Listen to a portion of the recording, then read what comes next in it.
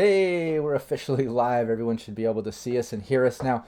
Well, hopefully. Let's check mics. Everybody say hi. Howdy. Hello. I Hey. All right, cool. Everybody in chat, let us know that you can hear everyone. Make sure if anybody's muted, you let us know. Anybody's frozen, you let us know. We'll get that fixed right away. Sometimes there are little glitches. But yeah, this is our weekly Cyberpunk Red gameplay. We're gonna do this every week, same place, same time.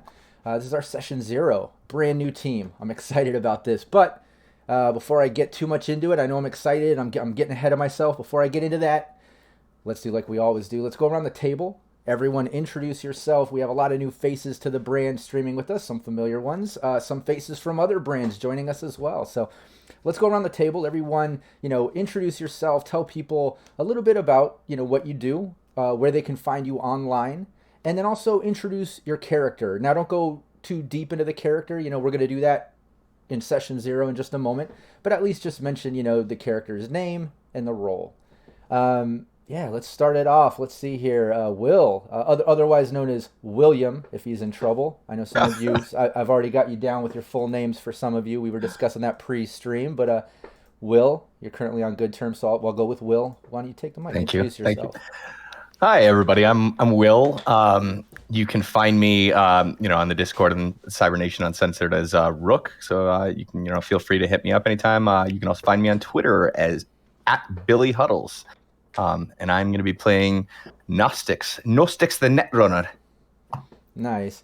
Yeah, and something to mention too, your team Veritas, where you play the Media Looper, we start up next Wednesday for our official, I guess, what are we calling it? Semi-monthly? Yeah, I don't know. It's every other Wednesday. But that starts this coming Wednesday, so I'm excited about that too. Lots of great gameplay. Nick. See, I'm not going with Nicholas. Again, you're on good terms. This is session 0. We're starting off on good terms. So, Nick, introduce yourself. Yes, sir. My name is Nick on Twitter, and you can find me as the King Square on our Discord, RobGrad98, a bunch of different places, and I will be playing Hank C, the Rocker Boy. Nice. Yeah, and anybody that is part of the Cybernation Uncensored Discord, check out his channel, check out some of the writings, all the cool stuff that he posts, really good content. I'm glad to have you finally, on the live stream on this side of it, It's pretty cool. Raven. Hey everyone, I'm Raven. Tonight I will be playing Belladonna Jax, the medtech. You can find me all over the internet at Doña Trece Cuervo. Thanks. Also known as Jax the Ripper, the character. And soon to be running some games. Soon to be one of the Cybernation Uncensored GMs with a High Rider a campaign. Excited to see that starting. Hell yeah. Very soon. And then next up, Alexander. What did I do? I'm just kidding. It's Alex. Like I said, everyone's starting off on good terms. No full names. Hi, I'm Alex Maxwell. You can find me on my socials basically under that or Alex R Maxwell and other places. Stormwolf92 wherever video games are played. You can find me Wednesdays streaming with the Wicked Studios LLC. We're doing a live play test of something me and my associates there have all coupled together. So kind of like gritty D&D urban adventure, and now we are in the gritty dark future. This is my first time being able to play Cyberpunk. I've been in the GM seat ever since I got my hands into it, so I'm super stoked. And I'll be playing Marcus Kincaid, aka Scarecrow, the solo. Nice, awesome. Hey, glad that you can play, other than the forever GM sort of issue that a lot of GMs go through. That's awesome. And April. Hi, everyone. My name is April Hill. You can find me at stiletto_assassin on Instagram and stiletto DM on Twitter. I am the community manager for Modibius, a channel organizer for the Initiative Order, professional voice actor, professional dungeon master, game master, creative producer, all around, all kinds of stuff. If there's creativity, I like to dabble. I'm very excited to, this is going to be my first time playing Cyberpunk Red, so I'm super excited. I am playing Kish Stix. She is a media So, which is kind of funny because that's kind of what I do for a living in the real world. So, yeah. Nice. Well, I hope you can pull it off. I know it's a little bit outside of your comfort zone. No, just kidding. I know you're going to do awesome. That's great. Now, I'm glad to have you. I've been watching you online stream for a while, and, we've been friendly online, and then obviously now that you're running Modifius, we've gotten more friendly, and then it's awesome that you have time to come and play and jumping into some Cyberpunk Red. That's really fun. Yeah. Hell yeah. And for anybody that doesn't know, I'm Rob Mulligan. I'm the founder of Cybernation Uncensored. We're not just me, though. We're a whole community of game masters and content creators. You can check out all the free assets on our website. Check out Cybernation Uncensored on Twitch for our live streams, YouTube for all the VODs. There's lots of series, tutorials, plenty of gameplay to check out. We're all about the dark future, dystopian sci-fi style gaming, cyberpunk, Fallout, Dune, all that good stuff. So check out Cybernation Uncensored. For the sake of this game, every week I'm going to be the game master. I love being the GM, and I'm here for it. And we're going to do it every Saturday right here, same place, same time. Before we get started, I do want to give a shout out to the supporters on Patreon that have been the fuel on my fire. Honestly, just giving a shout out isn't enough. Honestly, just thank you so much. It means everything. It keeps me going. Like I always say, in all the content that I create, that I do it because I have a passion for it, and I love it, and I love doing this shit. But honestly, it feels so good to be validated and to have you all not just do it in support of shares, likes, but also to join Patreon and kind of help push some of the things I'm trying to get going. It just means everything. So a shout out to Kevin Moreno, Joseph Holder, Naomi Madlass, Jamie Munch, John Erfurt, Leaded Coffee, Michael Edmonds, aka Kira, Chris Anderson, Matt James, Rothan, aka Renegade 420, Revolver Gray, Samurai Max, Steve Barr of Sirenscape, Zeno, Zach, Capricious Nature, who's a fellow GM under our brand. Check out his gameplay every week. Cyber Smiley runs our Tales of the Forlorn Dopes. The first and third Wednesday of every month, I believe. Hopefully I'm getting that right. Need to recheck the schedule because I know we've been shifting things. Raven, who's joining us here to play too. Andy Stretton, Copious Salt, Derek Lawrence, Daniel Terry, Alex Maxwell, Nicholas King, Tracy Goodwin, aka Stink Palm. Hell yeah, and everybody should check out Stink Palm's content on Cybernation, CybernationUncensored.com, all the free assets there. He put out a really great expansion to medicine that you should check out, just like Capricious Nature did the Vehicles of Red expansion. Lots of good stuff on the website. Check it out, all free. All right, cool, let's get into it. I think that's enough plugging, enough promos, enough pushing. Let's get into session 0. Let me get a little bit of Sirenscape sounds going. I do enjoy Sirenscape. Shout out to them as an official sponsor of Cybernation Uncensored. We've got just some city sounds to get going. I know some of you players might not have the link to my Sirenscape yet. I'll make sure you have that by session 1 because I do like to put some, background sounds, maybe some combat, just little things to just set some vibes. But yeah, there we go. Got a little bit of Sirenscape going. Now, this is Cyberpunk Red. This is, very dark, dystopian. It's futuristic. It has a lot of just gritty, intense moments. It's violent, and this is the Cybernation Uncensored channel and brand where we try to be uncensored. We try to keep it as real as possible. We keep it, dangerous, gritty, lots of plot twists and just, we keep it as intense as possible. But that being said, there's certain things that we just don't fuck with, and I don't want to push it in certain directions, and I think it's important to go over that in session 0. Some of the things, obviously, that we don't tolerate are racism, bigotry, sexism, any of that sort of stuff, any of those, typical offensive, disrespectful shit. It's not going to happen on stream.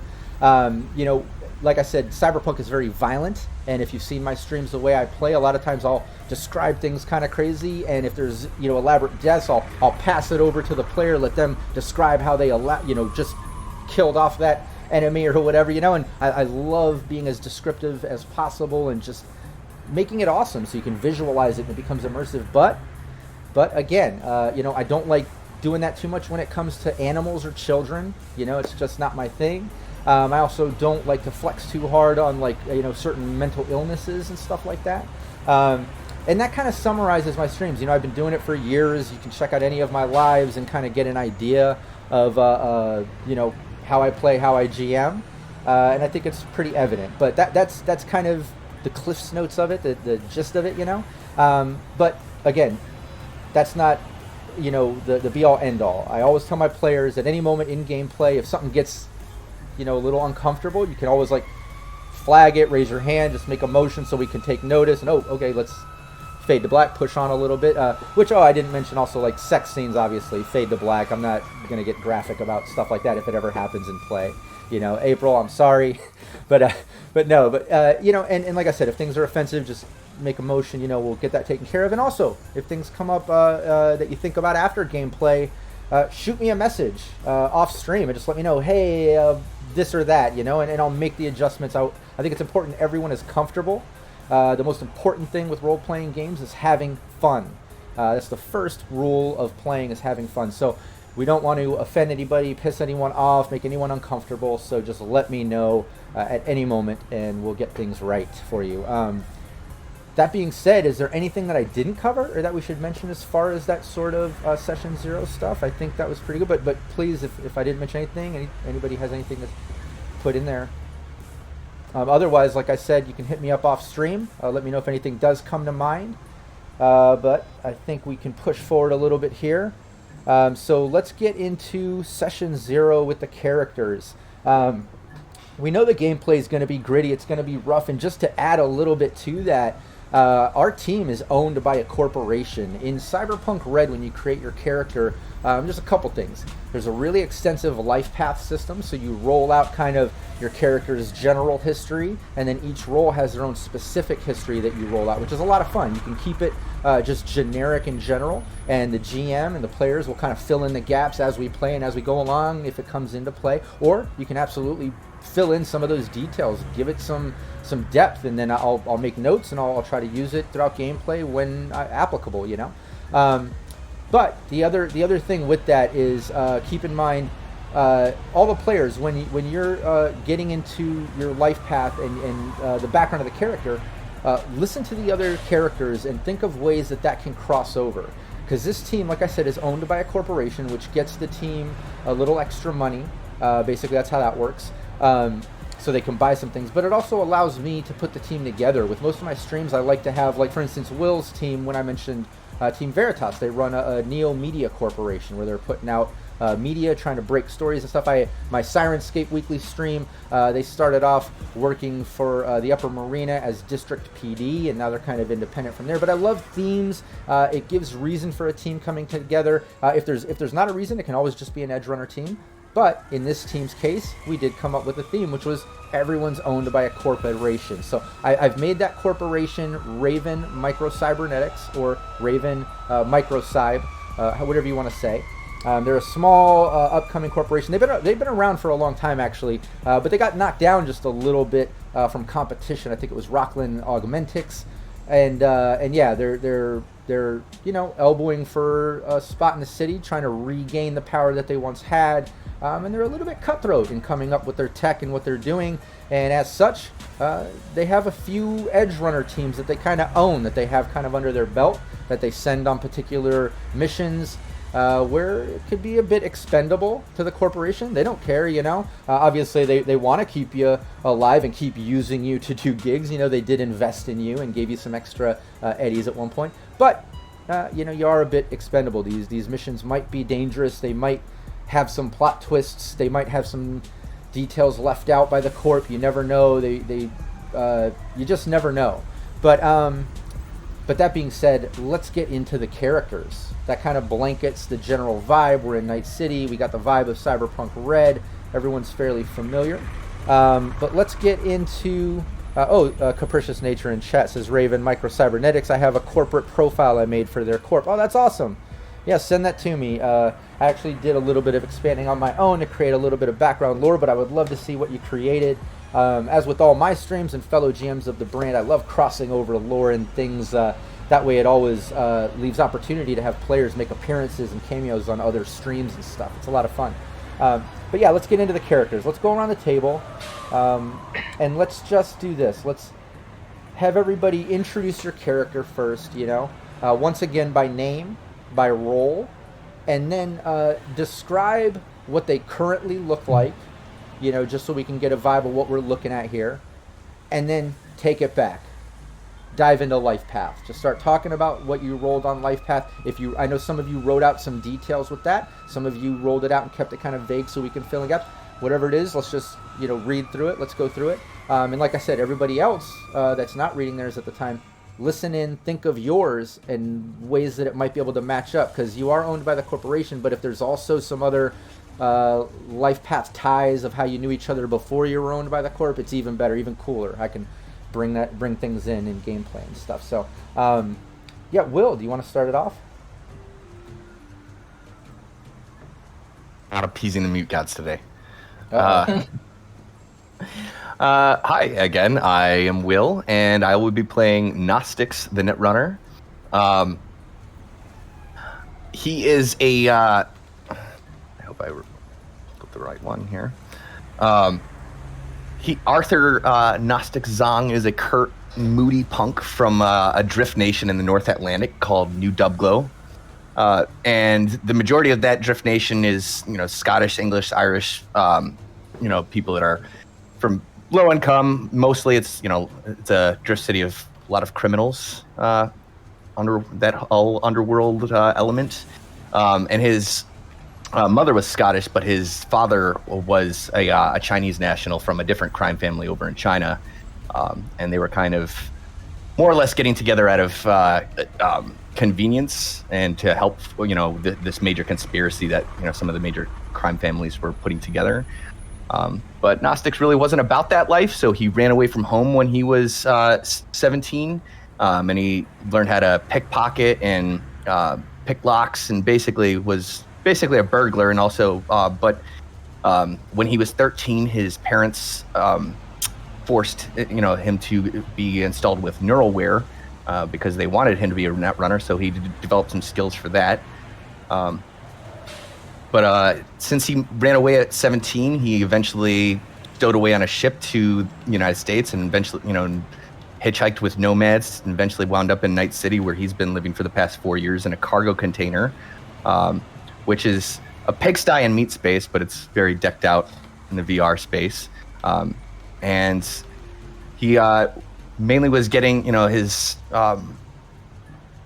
any sort of equipment or anything he needed from scavenging, but as he made a little bit more of himself known, some fixers started to pick him up for jobs, and he started to get work net running and doing little B&E stuff. And eventually he met a woman named Sydney Mango on one of his missions, and they became live-in lovers. And also on that same mission where he met her, he rescued a cat that he has named Hobbs. Little orange cat. So, but however, a year ago, Sydney Mango took her own life, and she left Gnostics a letter that he has not had the courage to read in the past year that she's been gone. But after that, after he lost Sydney, he got real sloppy on a job and got caught by a Raven Microtech exec. And instead of having Gnostics killed, he bought his soul, and so Gnostics is now beholden to their beck and call.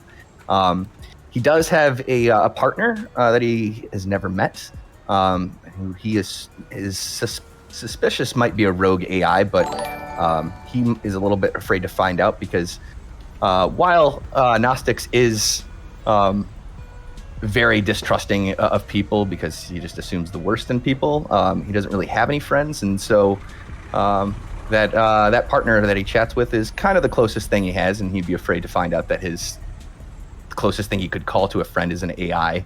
But his lack of reputation but presence and skill has made him look like a promising investment for local fixers as well, who provide him with clients and programs. However, it's also put a target on his back for fixers who want to get ahead of the competition by getting Gnostics' services exclusively.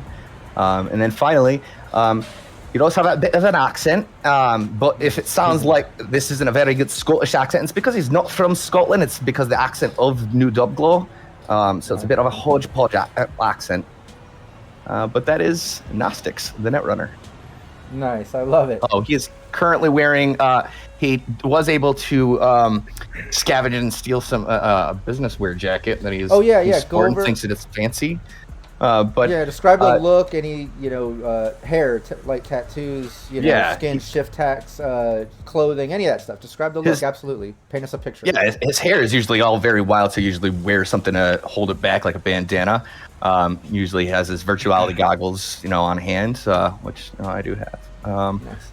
And usually a jacket, some sort. Usually street clothes that are kind of tattered and torn.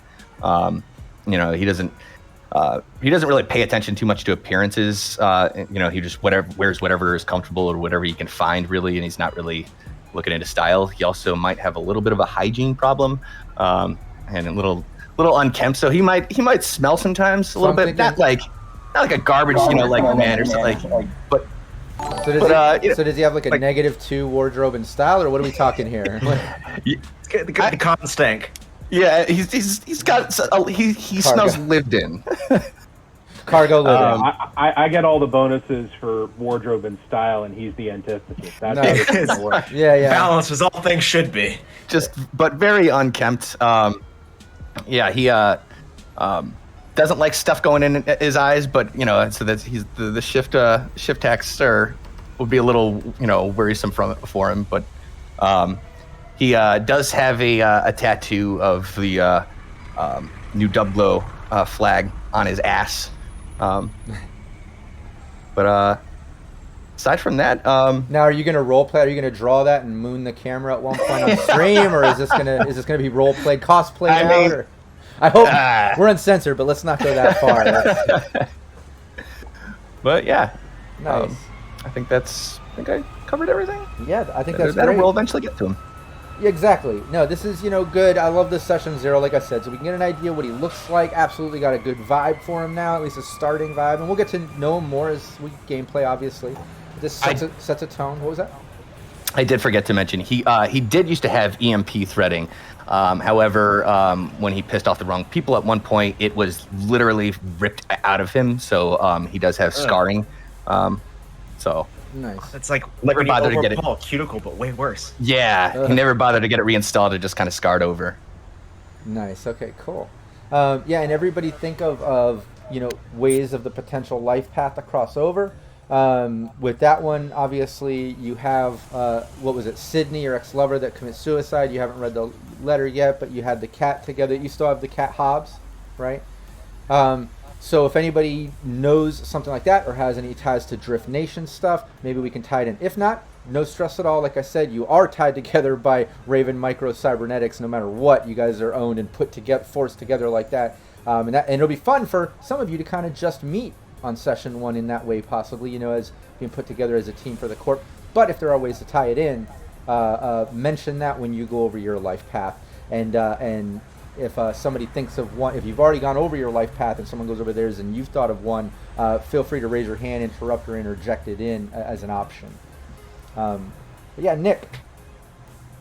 All right. us So about with Hank. Hank C. So Hank C is North American, born and raised in Night City.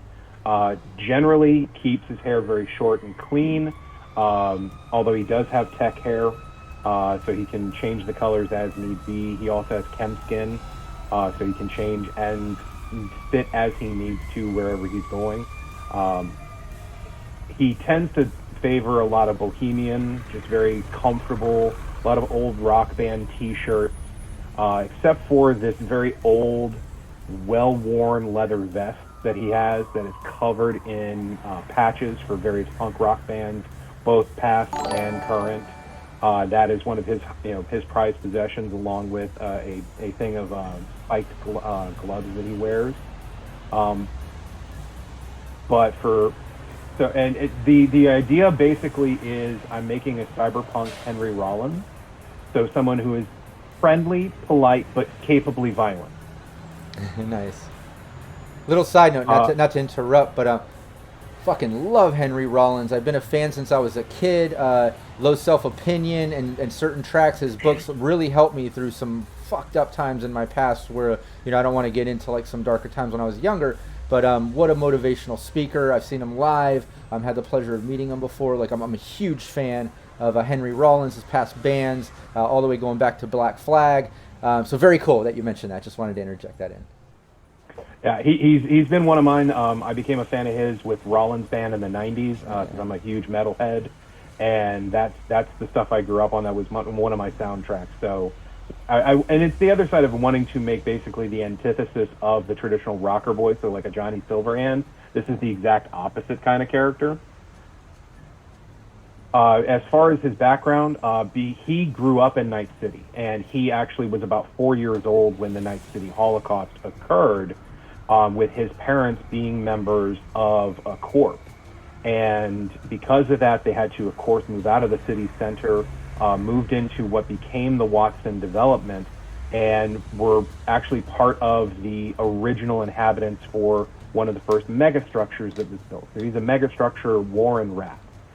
His parents soon found work with up at NorCal, working for the Militech, which he's not a very big fan of. But because his parents were constantly working, he was kind of left to his own, and ended up running with his buddy Numbers, who is an edge runner like him. And edge runner, Numbers basically, his mom took Hank in, raised Hank, and taught him about music, introduced him to punk rock, which is where his love for it comes from. Unfortunately, tragedy struck very early for Hank when he was around 15 or 16. His first boyfriend, Tang, died in an accident in the megastructure. It's unknown if it was an accident because Hank and Tang would pretty much run afoul of anybody because they were both hardcore fighters and would fight at the drop of a hat. And it just kept kind of getting bad from there with Hank. He makes some very stupid decisions. He created a band called Jade Storm with a bunch of friends from the megastructure. And while he was in that, he ended up getting involved with another person. Hold on one second, sorry. Ended up getting involved with another lover who joined Maelstrom and unfortunately went cyber psycho. And, so again, toxic relationship. Hank kind of lost himself in that for a little while. And then at time later on, he ended up running afoul of a corpo who wanted to sign his band, and half the band didn't want to sign, the other half did, and Hank was the deciding vote. And when Hank said, "I don't want to do it," the band broke. Hank went solo, and unfortunately, the corpo started making things difficult. So Hank decided he was going to get back at this corpo with information from the father of his current his girlfriend at the time, and started a riot that destroyed the facility this guy ran. Unfortunately, the ex-girlfriend's father died during the riot. So he has an ex-girlfriend who is very much after him at this point, trying to take him down, which also led to his current circumstances. His current lover, Colette, is in jail for a crime she didn't commit because the ex-girlfriend did a significant amount of synth coke in Hank's car, but Hank wasn't the one driving when the cops busted it. And because of that, Colette is in jail, and Hank's doing everything he can to try and get them. And as far as how he dresses now, aside from the bohemian stuff, he's covered in light tattoos. He's got a giant light tattoo of a crow on his back, and he has 2 full-sleeve light tattoos on his arms that depict various parts of Night City, including a large one right about here that shows the Night City Holocaust and Arasaka Tower blowing up. And that's one of his prides and joys, is that tattoo, because he's like, I lived through it, I can talk about it. Nice, that's awesome. So it sounds like that exec's girlfriend is kind of the one gunning for you, or at least put your girlfriend at the time in jail, which is still in jail. Colette is still in jail. They are still in jail. The corpo is still after him. The ex-girlfriend is a separate enemy because, with the luck of my dice rolls, I rolled 2 enemies and 3 tragic love affairs. So the ex-girlfriend, Min, is now an NCPD badge.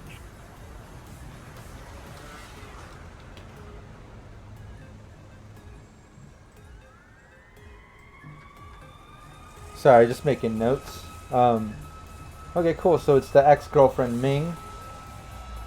Is the one that got the current girlfriend framed for the synth coke and still locked up. But then there's the ex-corpo where you kind of forced the riot to kind of gun in for you. Yep. Hank's made a lot of enemies, and because of that, he's moved around a bunch of different times, and because he can't really get a lot of gigs on a regular basis, he's pretty much reduced to living cargo container and kibble. And occasionally he gets a good gig, and he's able to sock away some money for trying to get Colette out. But that's kind of the point where he's in between trying to find the best way to get his lover out. Nice. All right, cool. Very cool. Raven. So I'm playing Belladonna Jax, also known as Jax the Ripper. I put that, by the way, I put Jax the Ripper on the overlay. We can change it, whatever. I figured people would call her Jax, but I love the name Jax the Ripper. I had to put it on the overlay. It's too good. That's fine. It was clever.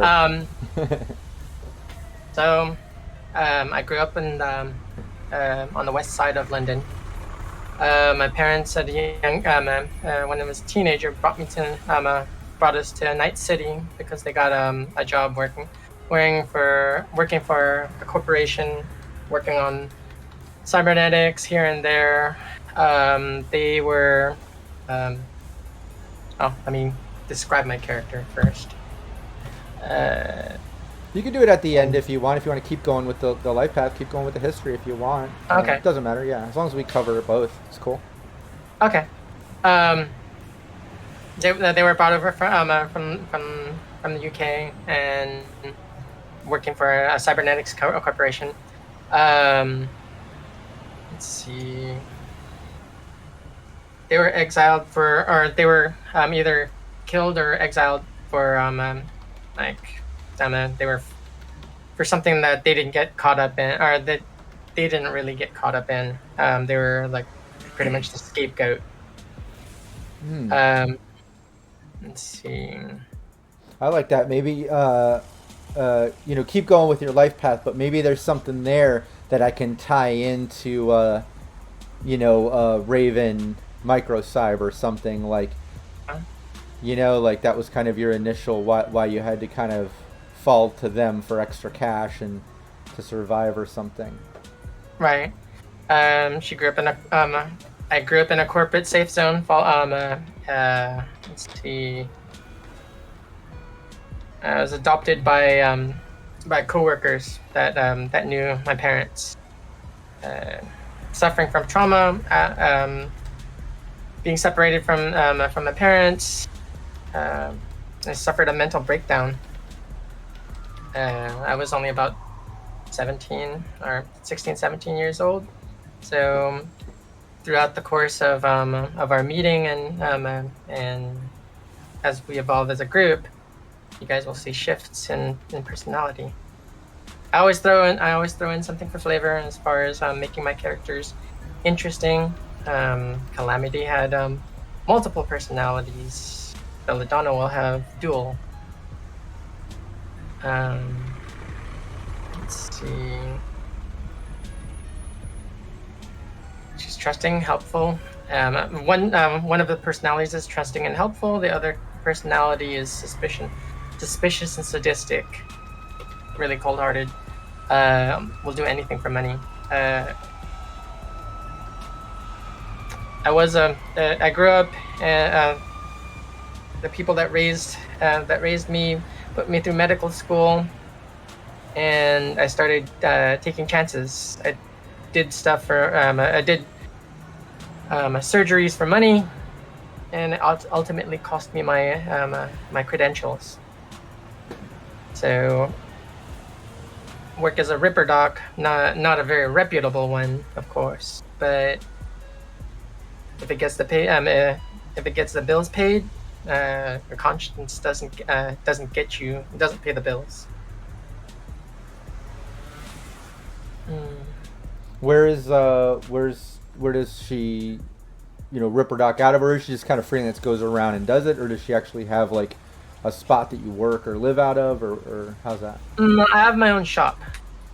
that I've managed to cobble together, and I get work through corporations. Let me pull up the.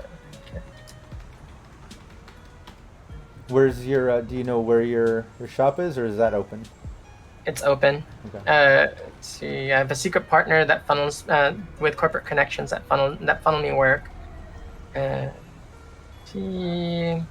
Corporate execs use me for black project medical work. Execs or trauma teams supply me with equipment and supplies in exchange for medical services.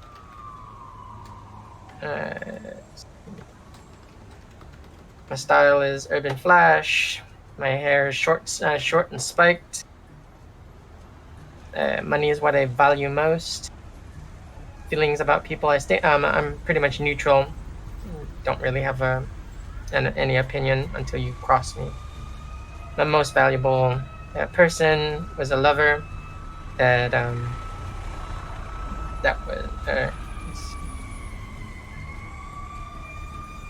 that mysteriously vanished. Most valuable possession is a locket that I have of hers. And life path goals is gain fame and recognition. Okay. Both arms are cybered. My right eye is cybered. EM threading. That's pretty much. Oh, I also have a scar from ear to ear across my neck. Survivor of sexual trauma. Ooh. So yeah, go over the look a little bit more. So we've got you said like the hair. Go over the look one more time so we can paint a picture. Oh hey, what's up ELH? Thanks for joining us. So, stand about 5'7", brown hair, spiked, cyber eye, right cyber eye, EM threading. I wear kind of a mix between urban flash and nomad leathers. Both arms are cybered.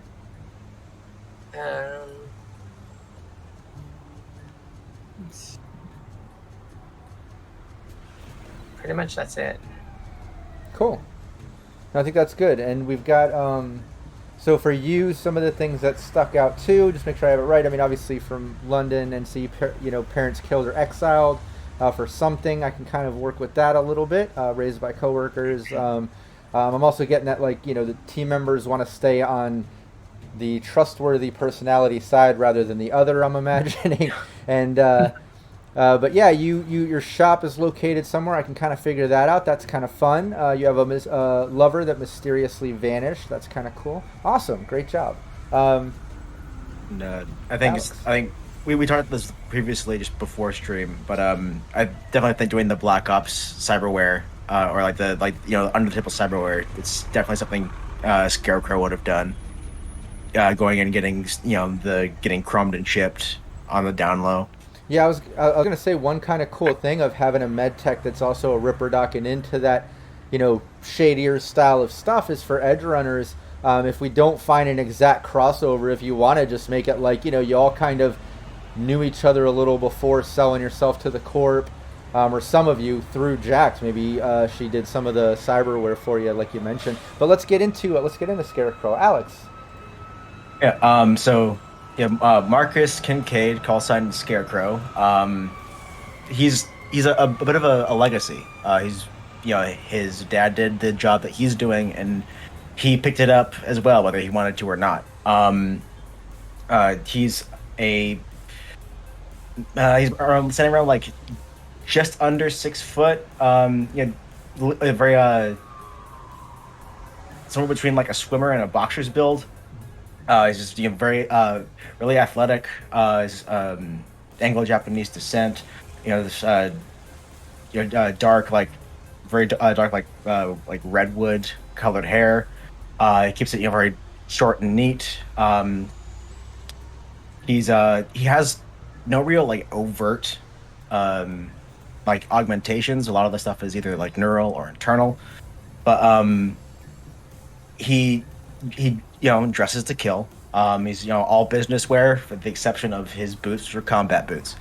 Because this you got to run sometimes. But he was born and raised in Tokyo.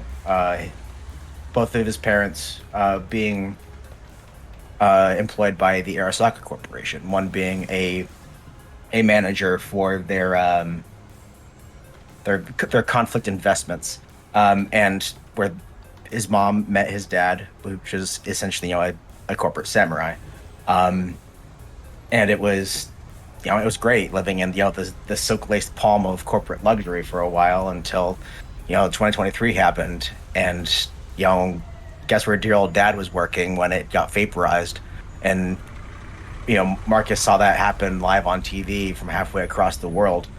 And that the cruel wind of tragedy started shaking the family foundations. They ultimately fell apart. Going into his teenage years, Marcus grew increasingly violent and lashing out, to the point where he grew fiercely protective of his little sister Minami, to the point where he ended up putting 3 other corporate brats in the hospital. And that's not something that can just easily be swept under the rug. But he was some investiture came in for his future. It's like, you're really good at violence, so here we'll sponsor you. And he to make charges go away, he essentially started working as a corporate black ops, pretty, as fresh out of the gate as you could get. Now, and before you go on, can we make that Raven Cyb, or should that be something else and then you get to Raven? So I'm thinking he started working as a Sokka ninja for a while, but essentially the sword of Damocles that hangs over Marcus, being the most important thing to him, is his family, primarily his little sister. Especially because she got more into like the executive side of things. She's grown up too. She's got her own family, and he doesn't want, he wants to preserve her in that bubble. And the thing is, she probably got extracted by Raven first, and that was essentially just a live landmine under his foot. So it's it's either you can come and be part of the package deal, or you can start getting her back in installments. And so he essentially deserted one of the not only his mom, who's still working there, but the corporate family that he was brought up in to keep his sister safe. And just went from doing dirty deeds moderately cheap to doing for one corporation to doing them with just a different one. So with Raven Microcybernetics basically erasing the Arasaka barcode and stamping their own on him, that's basically what put him in Night City residency, where previously he would just go wherever the mission was, with Raven Microcybernetics trying to rebuild their foundations. He's been essentially on residence at their current basis of operations, going out and doing a lot of wet work, because that's his thing. He's got as his signing bonus, he got his left eye is a Raven Microcybernetics optics. He's also got a extensive neuroware and internal buffers, so the nasal filters and enhanced antibodies, so he can just get back up and into the fight as soon as possible, because time is money, friend.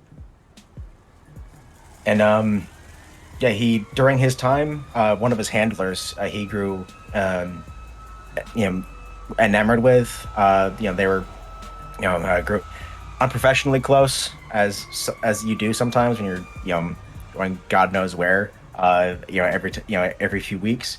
But they just all of a sudden up and vanished. Not sure if if she got extracted somewhere, or if they just got flatlined and buried under the rubble somewhere. But it's something that's like a dark passenger that's always kind of sitting in the back of his head, because he can usually put names and the live dead. He doesn't like not knowing. He's very organized, and he doesn't have much in the way of tattoos. He's got his fair share of scars, but he just has the one light tattoo on his back, which is the three-eyed like Rakshasa like tiger oni. Oh yeah. And the stripes basically form like the Arasaka tree. And since joining with Raven Microcybernetics, he's just got a profile of a raven skull down his trigger finger, and it's like a classic old school style normal tattoo. But he's the best way I can put it is Diet Coke John Wick. He's a dyed in the wool gunman, and he's just he's still living in the not quite squalor, but he would call squalor compared to what he grew up in. But he's he's basically squirreling funds away, or forwarding them into his sister being able to buy her way out of her contract, which is why he's basically living on the edge of the combat zone out of a shipping container, just very Spartan, very austere. He's very matches his very stern the military business like demeanor. Though once you get under his skin in a good or a bad way, you'll see cracks. You start earn his trust. You'll get some very dry humor from him. But he does have a weak spot for animals, particularly cats. Oh, Gnostics. Yeah. It's like the minute you said it's like he's got a cat. I have just met that cat. I will die for that cat. Yeah, maybe there's a tie in there of how you got friendly, but I almost kind of like the idea. Okay, couple things to unpack here that I thought of with yours. First off, I like the whole suit but combat boots look. Business attire, sort of, John Wick but with combat boots look. Yeah. I like you having the little sister. Minami, is that what the name is? Her name? Minami? Yeah. Okay. Yeah. What I would like to change about that a little bit, since you said you kind of came up first, started working with Arasaka, but then moved over to Raven Microcybernetics. Maybe instead of them forcing you to do that because they have your sister and you're currently working to save to get her out of the situation, maybe it's a thing where you guys are the wait, were you the only family, or your parents still? The mom remarried. Dad got atomized by good old Silverhand himself. Yeah. So the mom is not really in the picture, just kind of remarried, started a new life, and kept climbing the business ladder. Especially at that point, both the kids were pretty much grown up. Okay. Because what I would love to say is if that's what happened, maybe you and your sister were kind of close, separate of that. The thing happened with Dad, Mom remarried, and they're it's just a little distant with Mom. But it'd be kind of cool if you're close with sister. Sister sells herself to Raven to make money. She's a little desperate. Maybe you were don't do it, but all right, fine. It's my sister. Whatever the fuck she does, she's gonna do her own thing. But that kind of made you well, I'm gonna go kind of follow suit, kind of watch her back a little. The bigger brother vibe, maybe, or at least going, because I like the idea of the tattoo as well. Former Arasaka adds a little spiciness, but the tattoo of Raven, almost sold myself kind of here because my sister it is kind of a fucked up situation, but what isn't in Night City and Cyberpunk? I'm going to embrace it and even tattoo the company's logo on me, even though they own me, and it's just kind of a dark lean into it situation that I like with that character. So that's what I would love to do with that, and because of that, I'd love your character maybe to have been with Raven Microcybernetics a little longer than the rest. Maybe something that. Yeah, definitely. I was saying probably maybe 10 years or more. Okay. But probably maybe yeah, like I'd say 15. So he probably started like 17, 18 with Arasaka up until like 23 to 25, and then like through his 20s and into his early 30s was working for Raven. I like that because I would love everyone to be kind of new with it. You know, depending on what we'll hear, what April has for Kish Stix, obviously. But you know, if everybody's going to be kind of new, selling themselves to Raven Microcyb and coming together there as a team, having to do gigs for them, it'd be kind of cool if Scarecrow, you know, has been there a while, like you know, with another new team. Yeah, I've been with a few teams over the years. None of them have made it, but I'm still here. And like, you know, and it also allows me to, you know, drop things when I want to.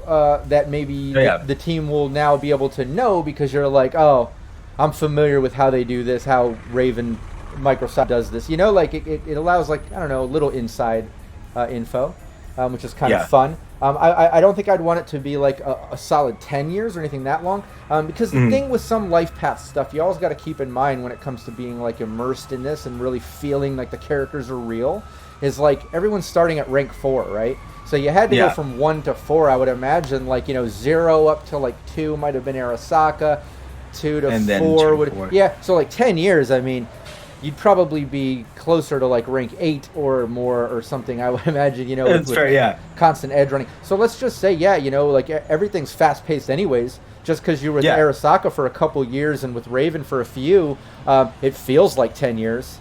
Yeah, you know what I mean? Yeah. So it still kind of can work out that way. What was that? Yeah. Nick, you had something? I think you're muted. Yes, we appeased the mute gods. I knew we could do it. We would come through. Someone would hook it up. Will wouldn't do it. Am I coming through now? Yeah. Yes. Okay.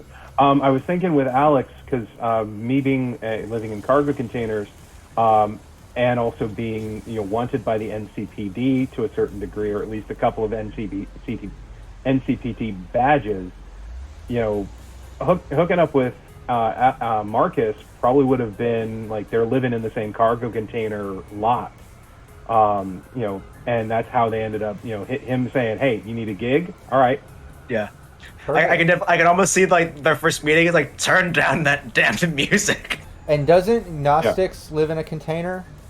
I think it would be cool if, like, you know, at least you three guys live in the same sort of shipping container lot. You know, it's like 50 or 100 shipping containers, right? Like all stacks and in sections. But you have run into each other. Scarecrow and Hank, you have run into each other. And even like when he was hard up, Scarecrow's like, well, why don't you come work for Raven? They'll give you some upfront money. You know, and that's how that came. And maybe with Gnostics, maybe there was a moment like you saw him coming and going with the cat, and all of a sudden was like, "Oh, kitty!" And it was just kind of surprising to see Scarecrow act all nice and little kid with this cat and cuddle up and made friends with Gnostics that way, or something there. And feel free to figure that out on your own. Put life to that when we get into session 1. But these are just thoughts off the top of my head. Yeah. Yeah. Well, Hank's friendly. You know, he likes almost everyone. And he tends to be very friendly with people, even when he's beating the shit out of them with, you know, a spiked baseball bat. So, you know, having you know, Marcus, who's like hyper violent but looks good, yeah, Hank would look at it and be like, no, I want to get to know that cat. Nice. And does Scarecrow, I didn't know if we went over in the look side of the cyberware. Does he have any cyberware that we could tie to knowing Jax as well? So he's got the Raven optics. He's got Neuroware. He's also got because you gotta be, you know, quick or you're dead, right? So he's got Neuroware. It's because a lot of it is also, you know, like going in is to have like, you know, very like low profile, so he could go in like infiltrate a gang if he has to, like the Inquisitors, or somewhere where, you know, overt cybernetics would out him in his cover. But also just the shinier the chrome, the more some scav is gonna want to, you know, jank it off you. I did have one actually for mine, because I was looking over the sheet again. So I have an audio vox.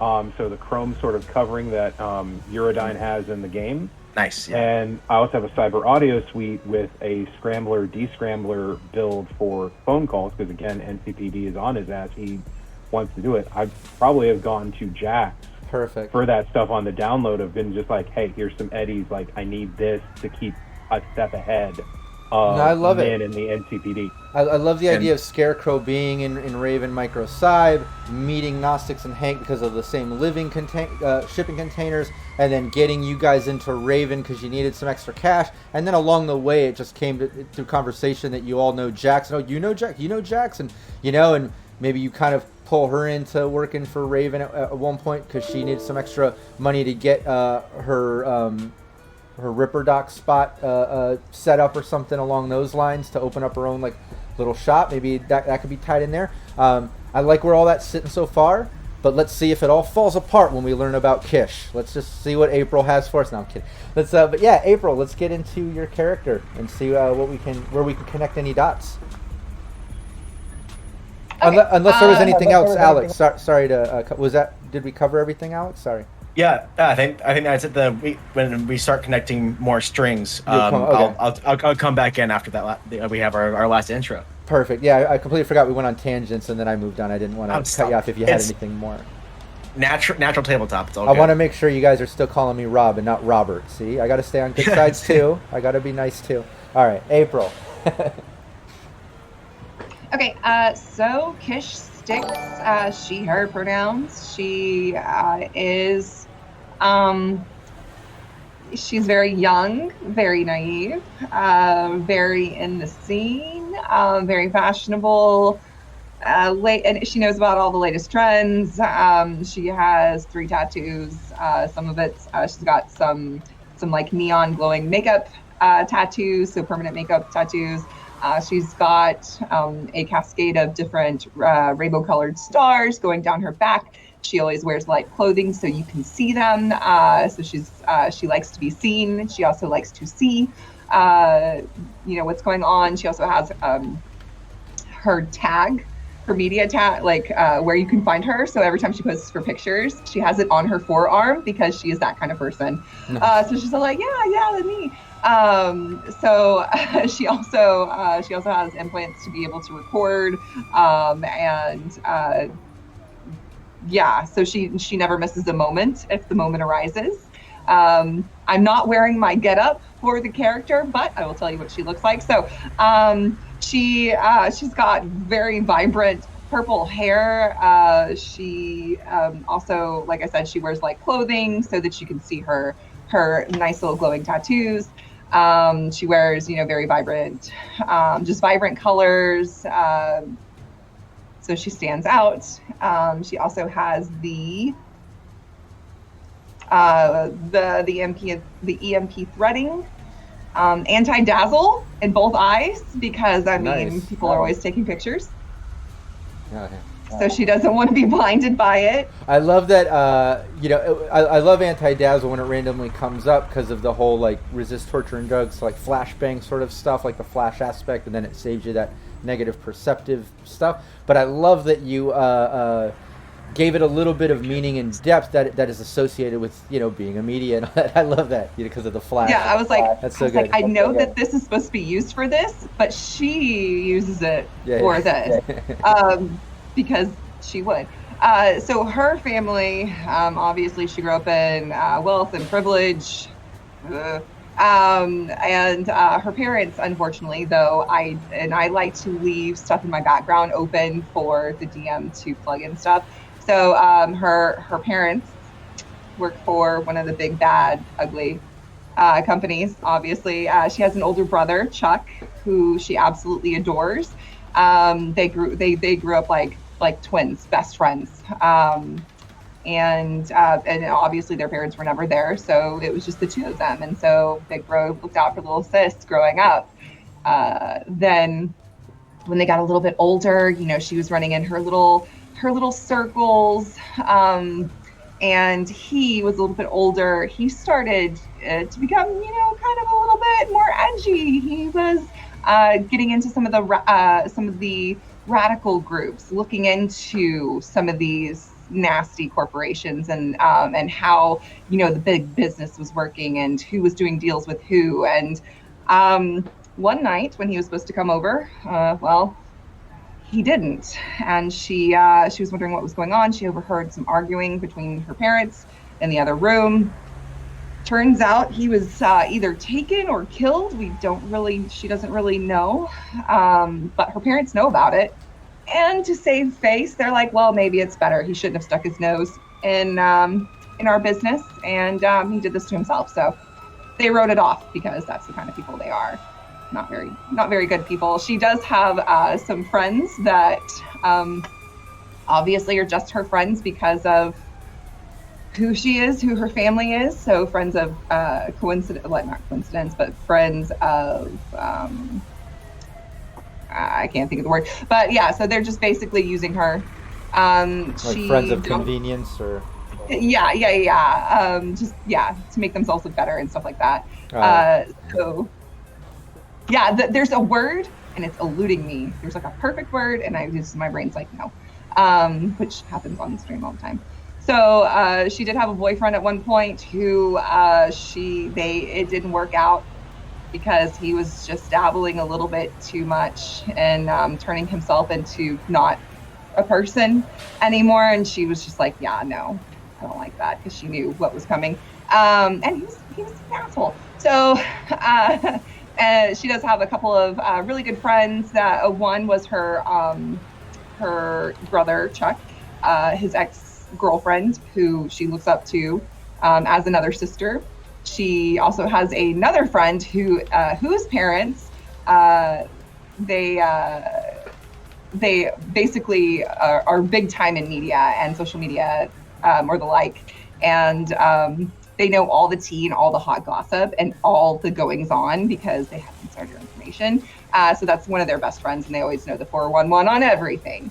But yeah, so after her brother disappeared / maybe died, right now she's kind of trying to find out what the fuck happened. And now she's kind of going down the same path that he went down, and is trying to investigate and find out what happened to her brother. Nice. I would love to tie that into either tie that into Raven some way, because already my mind was like, okay, your parents are dicks. They treat you like shit, right? Is that the idea with the parents? Yeah, but they give me money and they give me everything, like the best education, the best everything, because they're not there. They're just like, they just throw money at me and they're like, yes, this is how you have children. Here's the money. Bye. Right. Yeah, because what I was going to say, just because of that personality type, it might be kind of cool if like the parents, the bad company, the corpo that they work for is Raven Microcybernetics, and they work for them. They know that your brother was like against the way that Raven Microcybernetics does things, like buying edgerunner teams to do shady shit, and like he just knew it was fucked up, and like didn't want the parents being part of it, didn't want to be part of it. Maybe because of that and raising such a fuss, like he disappeared. The parents know possibly the company had something to do with it, but like you said, they're like, shouldn't have rocked the boat, and like this is what happens in the world, and like it's kind of cold, right? But because of that being kind of cold, you mentioning that, it would make sense to me. The way that would make sense is if they worked for Raven Microcybernetics, they're kind of part of that cold, dark environment, even though they're supportive of you, like, pay best education, like, go get an education. You got to be smart, make good money, come work for the company. They're going to pay you. You got to start somewhere. Just do whatever they tell you, and work your way up. Eventually you'll work your way up. Like, they're just very cold in that sense. Maybe would that make sense? Does that work for you, or do you want to change that? No, okay. Absolutely. I was already, when listening to everybody and listening to what you were saying, I was like, that they are either, like, my parents either probably work for this company or another company that they hate, that Raven hates, and there's like a competing factor there. So I was like, yeah, that's probably a good tie-in either way. Yeah, I like it being Raven, and then like I love the slight conflict in the sense, like, the parents have the same vibe towards Raven, almost that like Scarecrow does, like working for it and is okay with like the paid, shady kind of environment of how they run the business. Whereas you don't like it, but you're kind of forced into it because family's there and you're doing it, and there's like maybe that slight, I don't know, maybe that slight little conflict, like you guys are a team, but obviously you look at the company a little different than Scarecrow does, There might be some, fun little role play moments there, where there's like a different opinion of the company. But I like where that's kind of sitting. I like where that kind of falls into place right there. Did anybody else have any ideas with that, or does everybody else kind of like where that's sitting?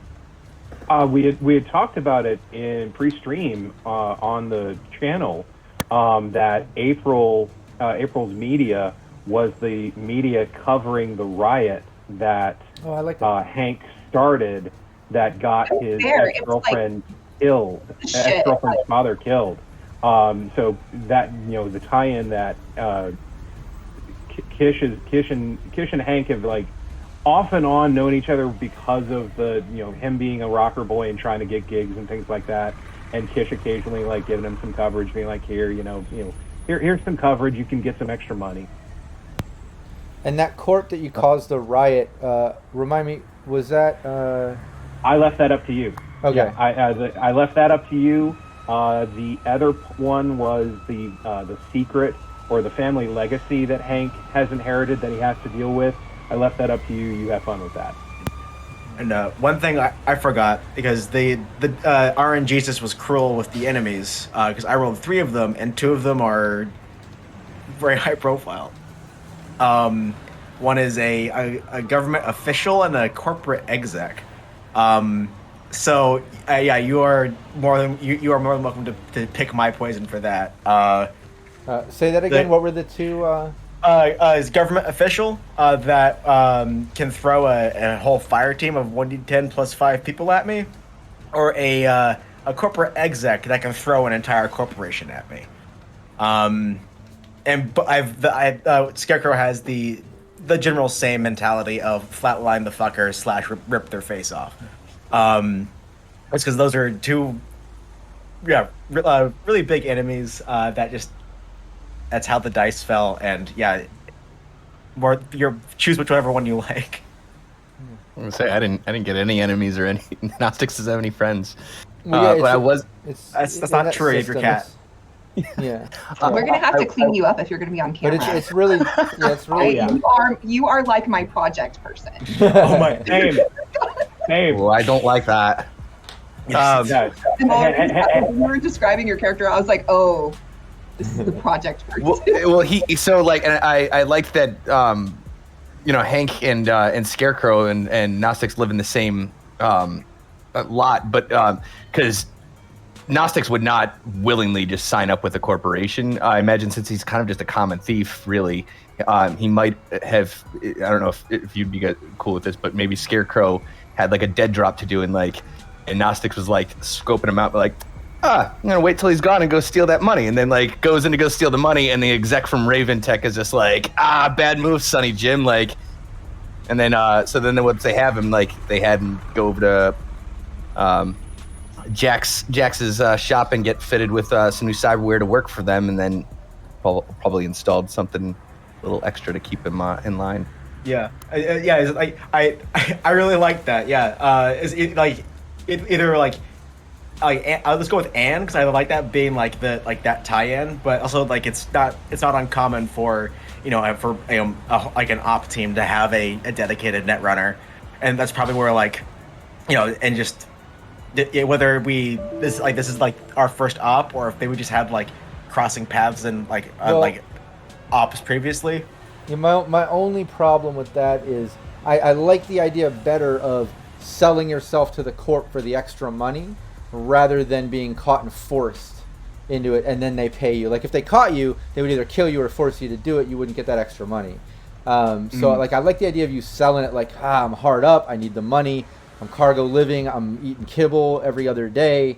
I'm not even eating, and you did it to at least get some cyberware, get an ongoing gig, to at least get paid a nominal fee to do gigs that, they're dangerous, but at least it's work in Night City. I would like that a little bit more. We can go with captured and taken, but I would want to change some things in general with where that sits. So if it's okay with you, I'd like to keep it better that you sold yourself and you get the money. Okay. Probably just wasn't making ends meet with the jobs I was getting. I don't have any friends, so. or needed more.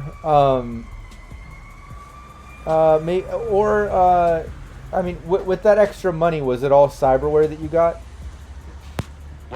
Got me a body. Well, they got me the bodyweight suit, and then as well as a chipware socket, because they wanted to be able to plug me with whatever they needed at the time.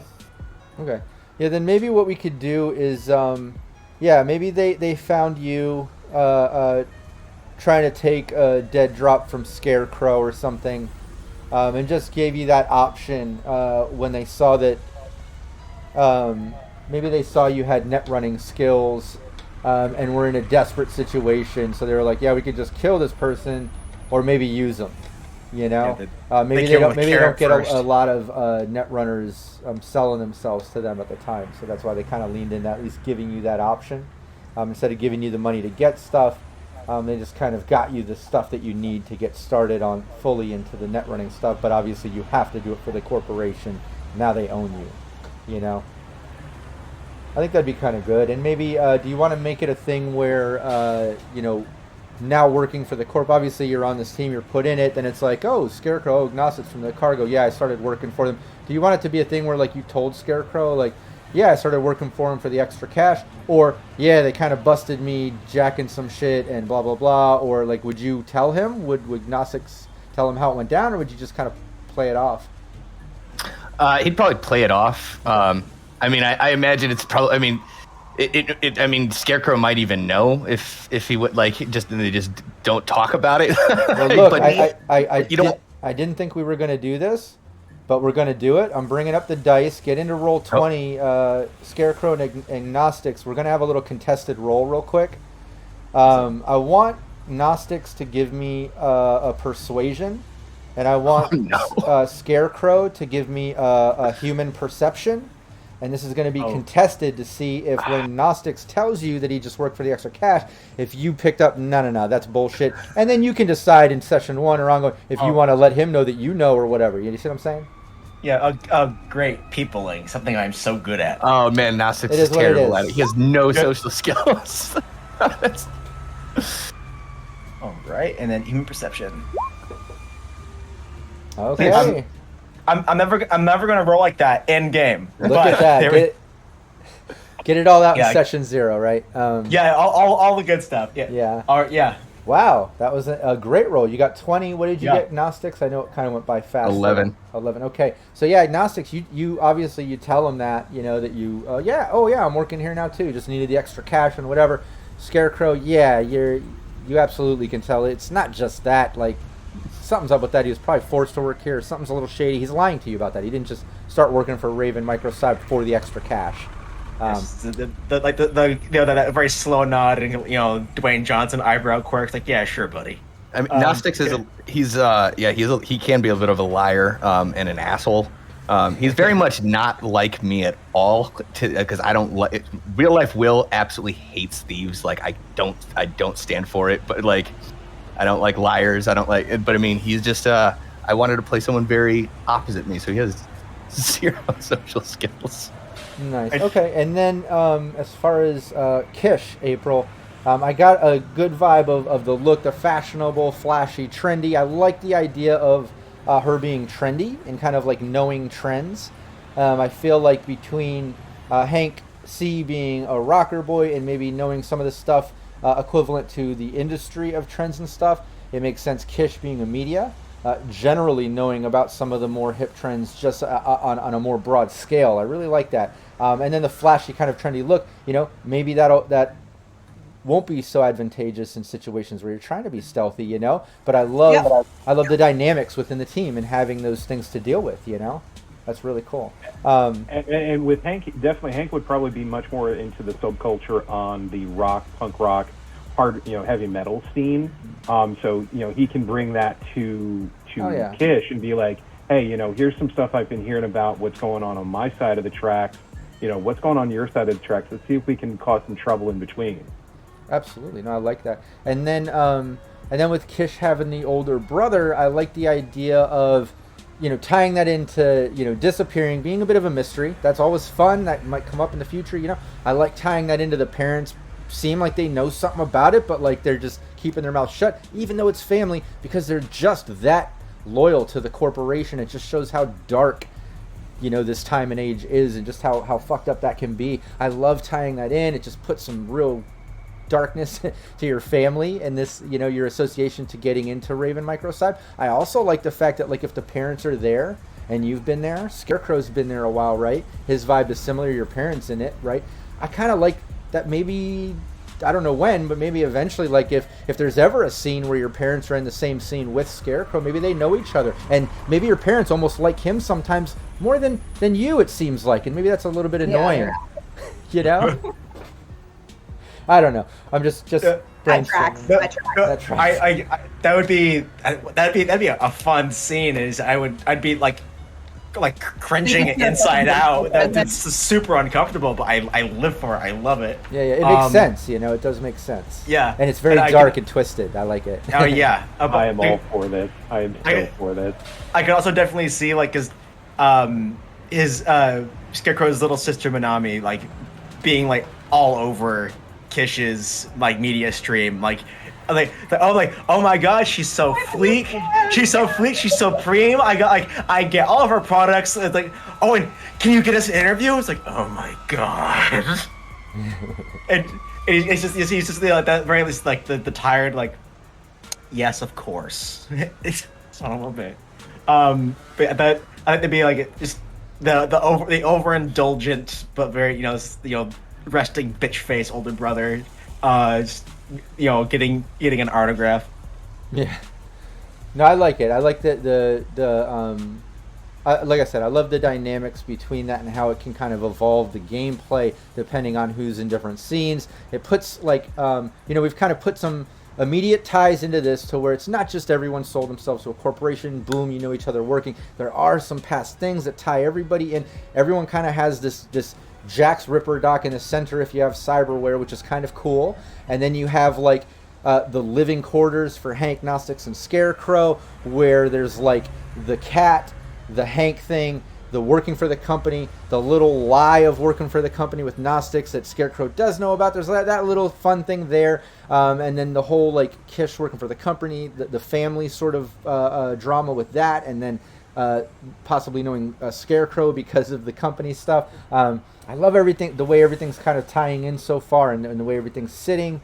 Is there anything else to add in there? Any other things that pop into mind for the life path stuff and the character? Because otherwise I'm going to move on to the next thing. But is there anything that we didn't mention or should cover with the life path stuff and twisting? Anything else come to mind, or did we cover it? I wanted to make sure that I know like what form of social media is there? Like what is there? Like are there multiple? Yeah. Are there like I'm just. Yeah, I mean, basically, like, in the time of Red, there's no connected to internet, so there's this sort of, like, these data terms and these city systems and things.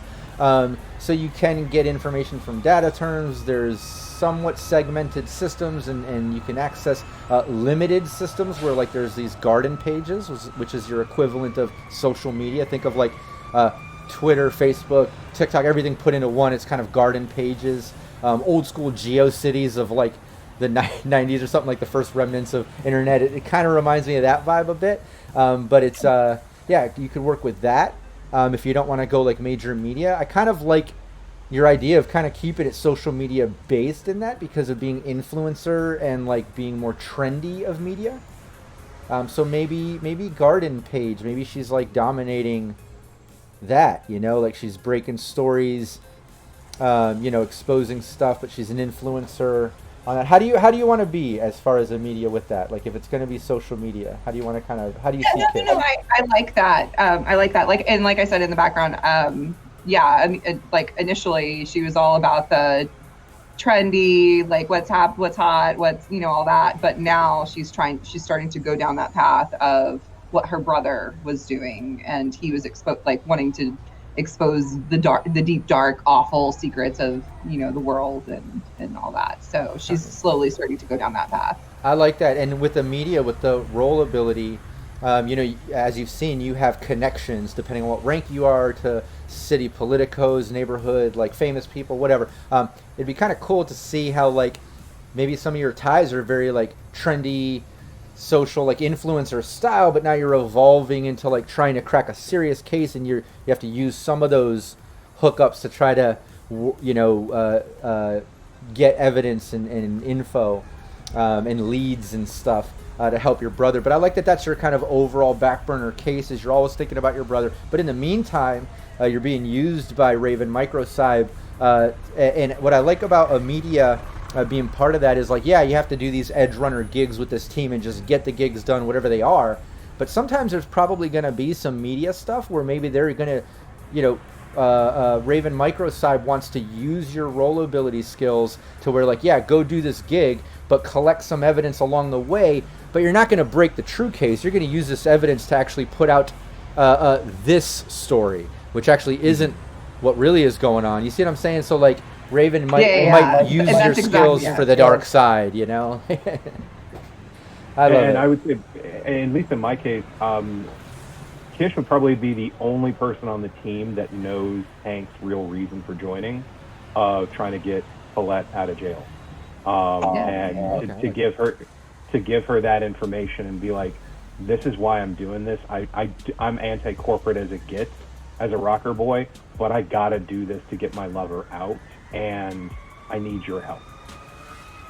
I like that. That'd be kind of cool. Yeah, knowing what and how. And what I like about that, because of it being a story-based, and then obviously her being media, is the fact, like, you just met through selling yourself to the corp, being put together as an edge runner team, but maybe after, like, chatting a little bit, it's like this thing where, like, oh, wait a minute.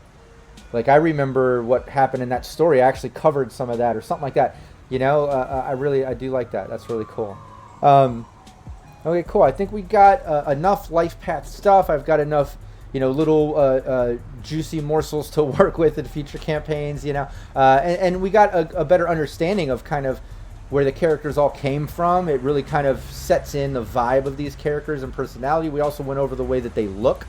In session 1, remind me, I always love to do kind of like how everyone looks as we get going and you enter the room and stuff. Don't let me forget that, because I do love recapping everyone's look so we can make sure we lock that in. We can really visualize each other's characters. And I do know we're going to try to do some cosplay in characters, a vibe or whatever, so that'll be fun too. But it's always good to go over that when we start session 1 so everyone really gets it. Plus, we always release this in podcast form to like 30 plus platforms, and people that are listening and not seeing, it's important to have some of those descriptions there for them as well. Okay, great. We went over life path. Here's the last thing I want to go over. We know the characters. We know you all as players. We got the life path. We got the look. We've connected everyone. We're sold to Raven Microcyb. Everything's good. I know what I'm doing with these campaigns. We're good to go. Let's name the team. I know we've been talking about this off stream a little bit. We've been kicking around more than a handful of ideas. We've been debating about different things. We all kind of agree with each other's ideas and stuff. Let's narrow it down. Let's come up with a good team name. So starting in session 1, I can put that right in the title and we move forward. Chat. I would love to get ideas from chat. If you've ever watched my streams, I've had Team Nameless, Team Ghost, the Sirenscape team. We have Team Veritas, which is their media Neo Corporation. It would just be cool to come up with a name. Either, it could be whatever you all decide. I'm good with. But it would be fun if somehow it explains how you came together. Either somehow, if there's a clever way that it expresses that you all are owned by this corporation, or you're an expendable team, like I joked around, like Suicide Squad's already taken. But it'd be fun to think of something that encompasses that, because that absolutely is what you all are.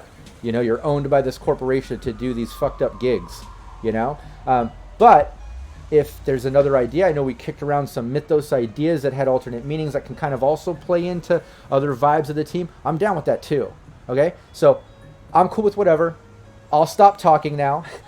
You as a team, start discussing the name. Chat, contribute ideas. Go for it. Well, I'm just going to say what I said in chat about how a group of ravens, the birds, is called either an unkindness or a conspiracy. So Team Unkind or Team Conspiracy. I don't know. Those were my ideas. I do like that too. I love that. I love that the word unkind and conspiracy fits in very much with cyberpunk and the dark future and all that stuff. But also the fact of, being owned by Raven Microcybernetics and Raven. I don't know. It's just a play on words, and I love that. It's cool. It's deep. It's cool. I need to go back through the receipts, because we've got receipts of what everyone's brought up. Corpsepiracy. Conspiracy. I like that. Conspiracy. So over its code. I like that a lot too.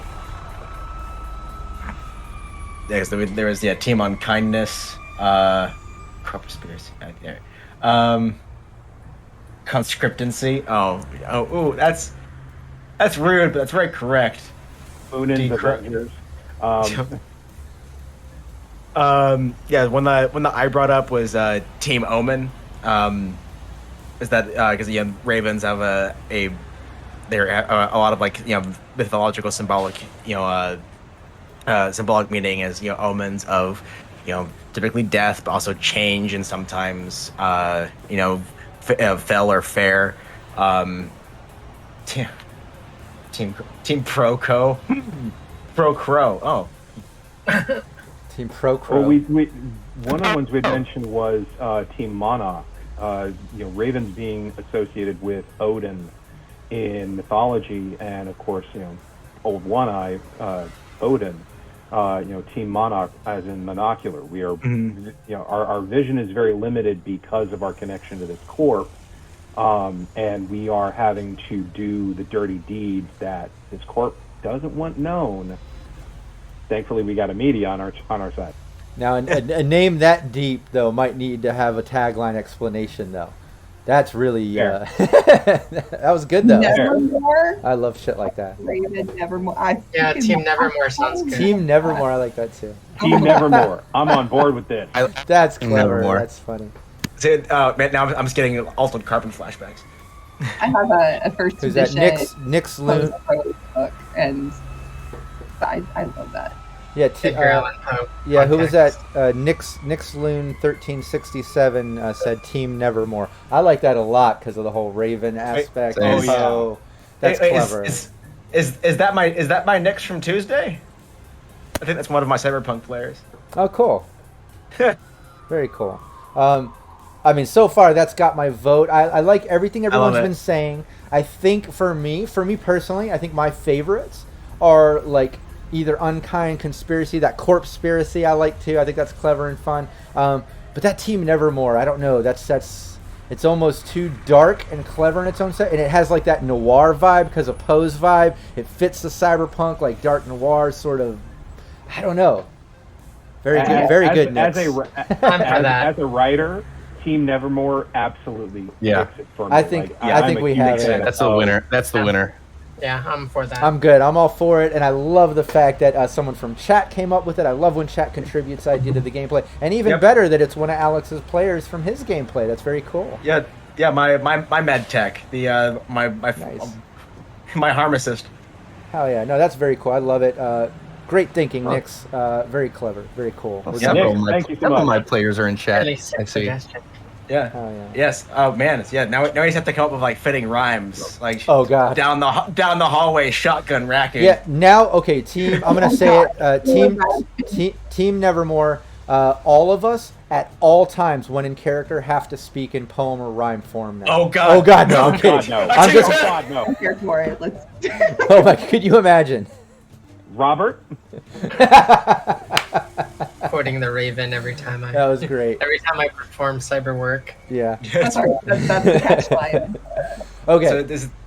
I love the team name. We got it locked in. Love everything with Life Path. We went over like our lines and veil stuff at the beginning, the Life Path stuff, the characters, the description. We've got the team locked in, working for Raven. That name is perfect. Great job, Nix. The last thing I want to mention, I didn't say it at the beginning, and I wish I would have when I was going over kind of gameplay, but maybe it's better. That's just for lines and veil stuff. But gameplay style. One other thing that I want to mention here, if you've seen my streams, like I do use maps sometimes. We will get a little crunchy with distances and things, and when the time comes, and I'll bring up the map when we have gameplay moments like that in certain sessions, right? And we'll use Roll20 for that or whatever VTT we're using at the time. But the other thing too is I lean into mind's eye as well, and you'll notice in this overlay, I'm kind of evolving more into the visually, like, let's see the players, let's try to have fun with it, get into cosplay, act it out, get into character, let's have as much fun as possible. The thing I want to mention is we have a great team here. Everyone here is a creative. We've all been game masters. We've all played before, whether you're new to this system or in old school to it. Like, I feel like all of us are creative thinkers, and we know the game to the point where, like, we should be able to have a lot of fun with the mind's eye with this. So in game, all of you feel free as we're playing to give things description, go with it, pad things, put things in, like, be creative with it. I have no problem if you give bring life to an NPC that you have, like, like, for instance, like, if as a media you have a contact and you think of a creative idea of who that contact is, by all means, like, put that in. Don't feel that because I'm the game master you have to just let me come up with everything, and you just have to go with that at all times. We're all creative thinkers. Feel free, if you've got a great idea, put it into the game. Let's have fun with it. Awesome. Yeah, Nez, that's one of my favorite, like, GM tools. Yeah, is letting players, like, give little nuggets of description. I love that. Yeah, definitely. And like I said, like, when I do kills, I always love doing that too. Like, if as a player your character ends up killing the enemy at that moment, like, and that roll just did it, and I know it just took out the last HP, he failed the death save, whatever. Why don't you describe how you just took that person's life, and allow it, get elaborate with it, and also, like, add flavor to scenes. Like, if you're gonna go in and kick somebody or whatever, feel free to, like, run up the side of the wall as you do it, or do something, or yell something out, and, like, like, have fun with it. Let's make this cinematic. Let's make this stream. It's weekly, so let's just dive in and give it our all as far as role play and just being creative. Awesome, I love it. And same with chat. Chat, absolutely contribute ideas. And hey, shout out to Gizmo. He was my first Netrunner in the Team Nameless, the first stream team that I had. Just gifted out some subs to everybody.